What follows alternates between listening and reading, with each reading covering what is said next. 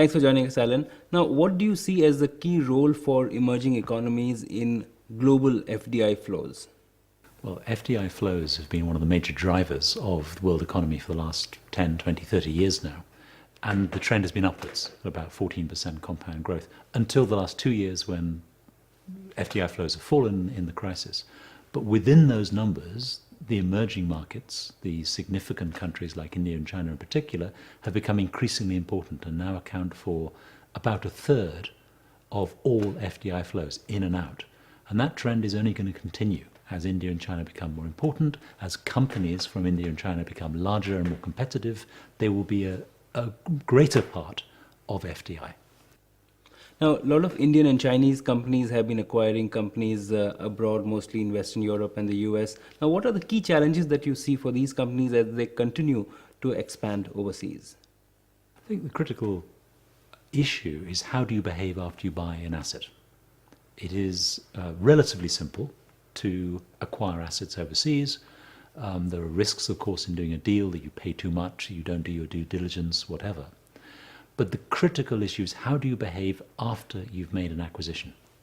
And I think here, India in particular has a strength by the quality of our corporates compared to some other emerging markets, the quality of our management, the degree of our international skills of our management, the language, which Indians tend to be more culturally comfortable with diversity and foreigners. We still, though, lack experience from India in managing foreign assets. And I've been talking to a number of Indian companies about just this issue quite recently. Once you've made an acquisition, how do you manage? How do you treat local communities? If you need to downsize, to restructure because the economy is not doing very well, how do you do that? How do you incentivize management? How do you keep management? How do you treat employees? How do you deal with the wider community issues? These are issues, of course, that when we think about FDI coming into India, we're very familiar with the nasty foreigner who makes mistakes, who does things which upset people, the unions or the consumers or the government.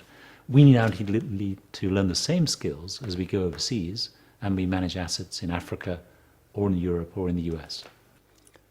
Well, we have seen a rising trend of companies from emerging economies acquiring assets abroad, but do you think that antipathy towards them in developed countries, has that gone down?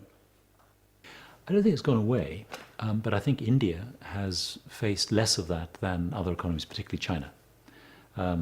For whatever reason, Indian companies have found it easier to acquire assets in the US or Europe than Chinese companies have, possibly because we've been less focused on just acquiring natural resources, which can be quite sensitive in countries like Australia or Canada or African countries. It may also be that India is perceived by Western countries to be less of a threat, more of an ally, potentially long-term than other emerging markets like a Russia or a China. Might be. Whatever reason, I think Indian companies have done better on managing the process of doing an acquisition. That doesn't mean that Indian companies have already won. Sometimes they've lost out. Sometimes they've won and wish, with retrospect, that they hadn't won. But anyone, as I say, that has enough resources can buy an asset. Not every time. Sometimes you lose and sometimes you win. But much, much more difficult is what you do with that asset in the long term. You're advising a lot of foreign companies, especially British companies, to enter India. Now, what is the sense that you get from them? Do they feel that it's easier for them to invest in India? What are the issues that they face? Talking to companies in the West, and indeed other emerging markets, everyone now accepts that India is an emerging story they cannot ignore. But many people are still very skeptical about the practicalities of doing business in India. And frankly, we in India don't do ourselves any favors by the way we behave. Some of the legislation that is introduced, the new Competition Act, which is now being gazetted, the new tax code which is being talked about, these types of issues do not send mixed signals to investors, and the war stories, the stories of I invested in India and it was very difficult, those stories persist. So FDI is a wonderful driver of economic change and development and wealth generation. Just look at China. China has driven its amazing growth over the last 20 years, principally through FDI. India has been less comfortable with accepting foreign investment, And I think that's to the detriment of India. So it will be very good for the Indian economy and for the Indian consumer and the Indian employee, the young people of India, if we got over what I call the East India Company syndrome of fear of foreign investment.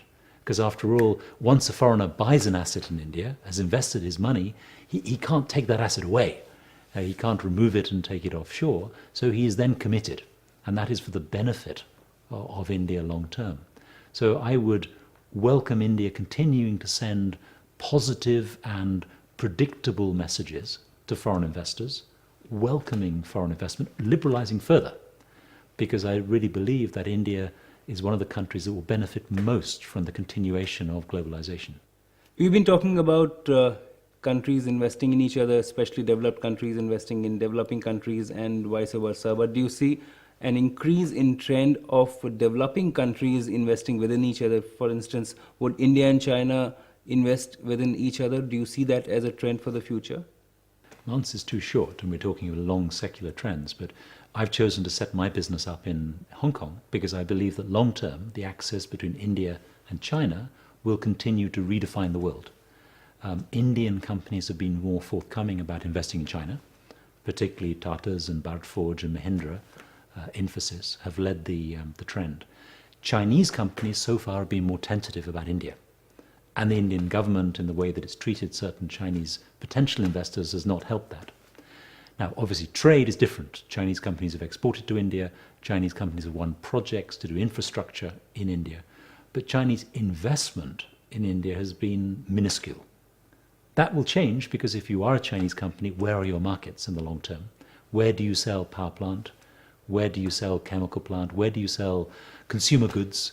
It's increasingly countries like India which will be the market for Chinese companies, and therefore Chinese companies will need to invest physical assets in India, manufacturing plant, research and development facilities in India for their own benefit long term. Thanks, Alan. Thanks for joining us.